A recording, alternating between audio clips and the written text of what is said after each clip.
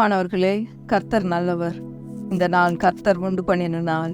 இதில் நாம் மகிழ்ந்து களி கூறுவோம். ஆண்டவராக இயேசு கிறிஸ்துவின் நாமத்தினால இந்த நல்ல சத்தியங்களை, வெற்றியின் சத்தியங்களை கேட்கும்படியாக நான் உங்கள் ஒவ்வொருத்தரையும் வாழ்த்தி ஆசீர்வதிக்கிறேன். சத்தியத்தையும் அறிவீர்கள், சத்தியம் உங்களை விடுதலையாக்கும். நம்ம சரியான சத்தியங்களை அறிந்து கொள்ளும் பொழுதுதான் நம்ம விடுதலையாக்கப்படுவோம். பாருங்க, கேள்விக்கு பதில். நம்மளோட பிரச்சனை எதுவோ அந்த பிரச்சனைக்கு தகுந்த வார்த்தைகளை நாம் வேதத்திலிருந்து எடுத்து அதை பதிலா வச்சு அதை நம்ம ஜெபமாக ஏறெடுக்கும் பொழுது நம்ம பிரச்சனைகள் ஒன்றுமில்லாமல் போகும். நீங்கள் பிரச்சனைகளை தேடியும் காணாதிருப்பீர்கள். இன்றைக்கு அநேகர் பல வருடங்களாக ஒவ்வொரு காரியத்துக்கும் நான் ஜெபம் பண்ணிக்கிட்டே இருக்கேன், எனக்கு இன்னும் பதிலே கிடைக்கல அப்படின்னு சொல்றாங்க. அநேகர் சொல்லி கொண்டிருக்கிறாங்க. பிரியமானவர்களே, நான் உங்களுக்கு சொல்கிறேன், நம்ம சரியான சத்தியங்களை அறிந்து கொள்ள வேண்டியது ரொம்ப அவசியமாக இருக்குது. வேதத்தில் நாம் தேடி பார்க்கணும் அப்படின்னு வசனமே சொல்லுது. தேடி கண்டுபிடிக்கணும், வசனங்களை தேடி கண்டுபிடித்து நம்ம பிரச்சனைக்கான வழியை கண்டுபிடிக்கணும். ஆண்டவர் எல்லாத்துக்குமே, எல்லா பிரச்சனைகள், எல்லா தேவைகளுக்கும் வேதத்தில் பதிலை வச்சிருக்கிறாரு. பதில் இல்லாத எந்த கேள்வியுமே கிடையாது பாருங்க. அதனால தான் அந்த வேதத்தை நம்ம ஆராய்ந்து பார்த்து தேடி கண்டுபிடிப்பது ரொம்ப ரொம்ப அவசியமாக இருக்குது.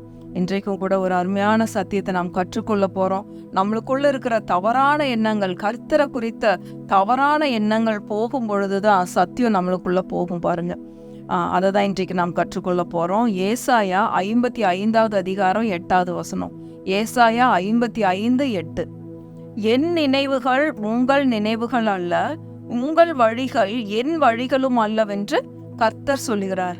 ஆண்டவர் என்ன சொல்றாரு? என்னோட நினைவு உங்களோட நினைவுகள் அல்ல, உங்கள் வழிகள் என்னுடைய வழிகளும் அல்ல அப்படின்னு சொல்றாரு.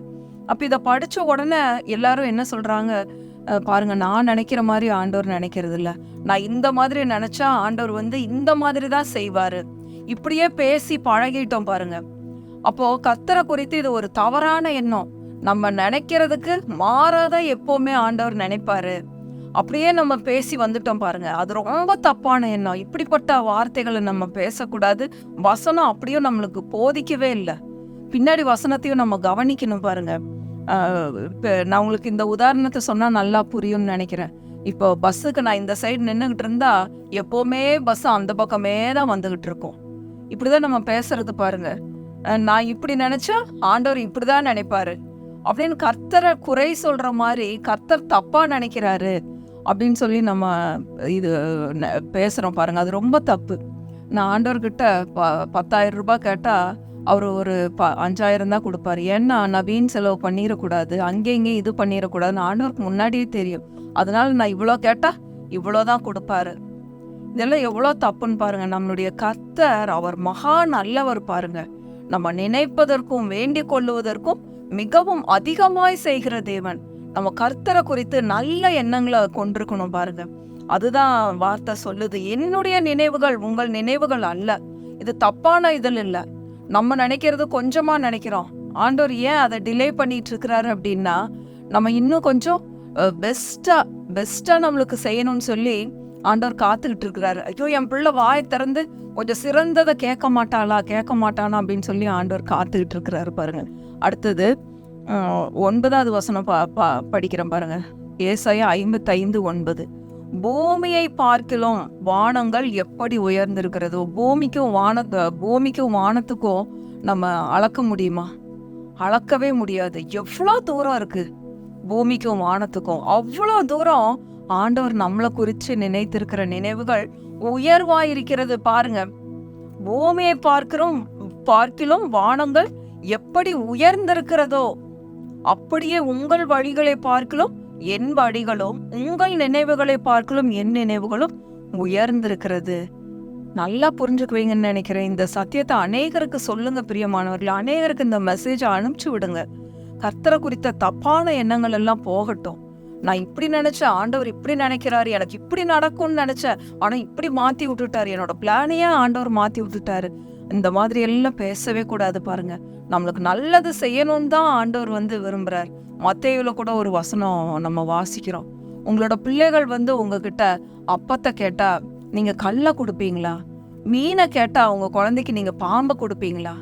பொல்லாதவர்களாகி நீங்கள் உங்கள் பிள்ளைகளுக்கு நல்ல ஈவுகளை கொடுக்க அறிந்திருக்கும் போது பரலோகத்தில் இருக்கிற பரமபிதா நீங்கள் கேட்கிற காரியங்களை கொடுப்பது அதிக நிச்சயம் அல்லவா? அப்ப நம்ம எப்படிப்பட்ட வார்த்தைகளை பேசுறோம்? கர்த்தரை எவ்வளவு குறைவா நம்ம மதிப்பிட்டு இருக்கோம். கர்த்தர் நல்லவர், அவர் நான் கேட்கறதுக்கும் கோடி மடங்கு அதிகமா தான் எனக்கு செய்வார். அப்படிதான் நம்ம வார்த்தைகள் இருக்கணும் பாருங்க.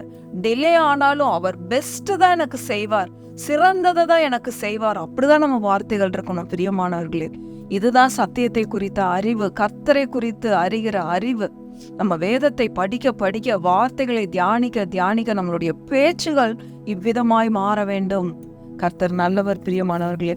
அடுத்தது பாருங்க, அடுத்தது இன்னொரு முக்கியமான வசனத்தை காமிக்கிறேன். சங்கீதம் 103:11 வசனம் பாருங்க. சங்கீதம் 103:11.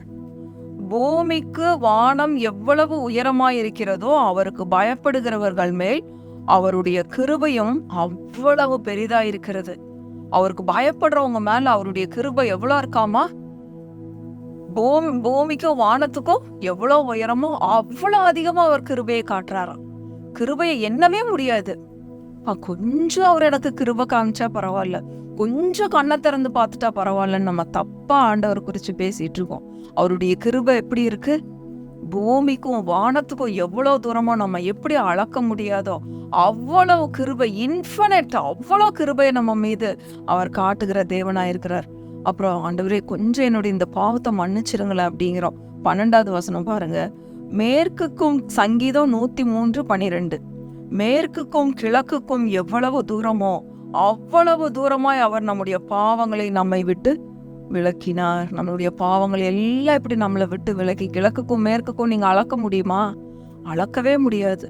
அந்த விதமாய் அவர் நம்முடைய பாவங்களை நம்மளை விட்டு விளக்கிட்டார்.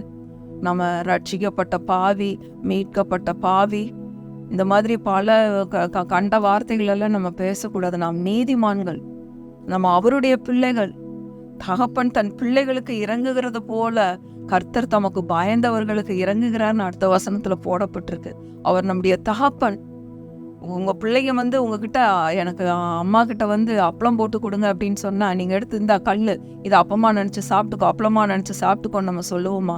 மீன் வாங்கி கொடுங்கன்னு கேட்டா பாம்பை பிடிச்சி கொண்டு வந்து கொடுப்போமா? நம்மளே செய்ய மாட்டோம். இப்படி ஒரு உலக பிரகாரமான தாயும் தகப்பனுமே இப்படி செய்ய மாட்டோம்னா பரலோகத்துல இருக்கிற பிதா எப்படி நம்மளுக்கு தப்பு பண்ணுவாரு?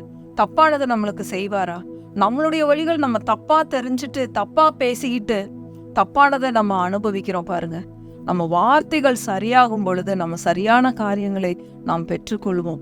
நம்மளோட நினைவுகள் நம்மளுடைய பேச்சை காட்டிலும் அவருடைய நினைவுகளும் அவருடைய பேச்சுகளும் ரொம்ப உயரமா இருக்கு. பூமிக்கும் வானத்துக்கும் எவ்வளவு உயரமோ அவ்வளோ உயரமா நான் அவருடைய நினைவுகள் இருக்கு பிரியமானவர்களே. கடைசியா இன்னொரு முக்கியமான வசனத்தை பார்க்கிறோம். இதுதான் நம்மளுடைய ஜபமா இருக்கணும் பாருங்க. எபேசியர் 3வது அதிகாரம் 20வது வசனம். எபேசியர் 3:20 பாருங்க. நாம் வேண்டிக் கொள்ளுகிறதற்கும் நினைக்கிறதற்கும் மிகவும் அதிகமாய் நமக்குள்ளே கிரியை செய்கிற வல்லமையின்படியே நமக்கு செய்ய வல்லவராகிய அவருக்கு சதா காலங்களிலும் ஸ்தோத்திரம் உண்டாவதாக இருக்கு. நாம் வேண்டிக் கொள்ளுகிறதற்கும், அதாவது நம்ம ஜெபிக்கிறதுக்கும் நினைக்கிறதற்கும் மிகவும் அதிகமாய், நீங்க எண்ணவே முடியாது, அவ்வளோ அதிகமா செய்றீங்க பாருங்க. நான் ஒரு சில காரியங்களை எழுதி வச்சு ஜெபம் பண்ணிட்டு இருக்கிறேன். ஆண்டவரே எனக்கு இந்த வாரத்துல இந்த மாதிரி நடக்கணும், இப்படிப்பட்ட வெற்றிகள்லாம் நடக்கணும் ஆண்டவரே. இந்த வாரம் ரொம்ப முக்கியமான வாரம், எனக்கு இந்த நாளுக்கு இது நடக்கணும், இந்த நாளுக்கு இது நடக்கணும், இப்படி நான் ரெக்கார்ட் பண்ணணும், இப்படி எல்லாம் நான் நினைச்சு எழுதி வச்சுட்டு இருக்கேன். அப்படி எழுதி வைக்கும்போது ஆண்டவர் எனக்கு இந்த வார்த்தையை கொடுத்தாரு. நாம் வேண்டிக் கொள்ளுகிறதற்கும் நினைக்கிறதற்கும் மிகவும் அதிகமாய் செய்கிற தேவன் அப்படின்னு. எவ்வளோ நல்ல ஆண்டவன் பாருங்க. நம்ம ஆசைகளை சொல்றோம், எழுதி வைக்கிறோம், நினைச்சுக்கோங்க, இதை விட பல கோடி மடங்கு அதிகமாய் அவர் செய்கிறார். வானத்துக்கும் பூமிக்கும் எவ்வளவு தூரமோ அவ்வளவு அதிகமா நமக்கு செய்ய அவர் காத்து கொண்டிருக்கிறார். நம்ம எண்ணங்கள் மாறணும், நம்ம பேச்சுகள் மாறணும், நம்ம நினைவுகள் மாறணும். இயேசுவை போல பேசணும், இயேசுவை போல சிந்திக்கணும், சரியான சத்தியங்களை அறிந்து கொள்ள வேண்டும், சரியான வார்த்தைகளை நாம் கண்டுபிடிக்க வேண்டும். இப்படி நம்ம பேசும்போது, இப்படி கர்த்தரை குறித்து நினைக்கும் போது அவர் பல கோடி மடங்கு எனக்கு நல்லதை தான் செய்வாரு. நான் இப்படி போய் நின்னேன்னா எனக்கு பஸ் இப்படிதான் வரும் பாரு, நான் துணி இன்னைக்கு காய போட்டு வர்றேன், மழை நல்லா கொட்ட போகுது. இந்த மாதிரி பேசக்கூடாது பாருங்க. நான் இன்னைக்கு துணியை காய போடுறேன், எனக்காக கர்த்தர் மழையை நிறுத்தி வைப்பார், மழை வராது. இன்னைக்கு நான் வெளியே போகிறேன், வெயில் அடிக்காது, நான் போயிட்டு திரும்பி வர வரைக்கும் வெயில் என்னை பாதிக்காது. இப்படி நாம் விசுவாச வார்த்தைகளை பேச வேண்டும். சரியான வார்த்தைகளை பேசுங்க. கர்த்தருடைய ஆசீர்வாதங்களை பெற்றுக்கொள்ளுங்கள். கர்த்தர் நல்லவர், அவரை துதியுங்கள், அவர் கிருபை என்றும் உள்ளது. ஆமென், ஆமென், ஆமென்.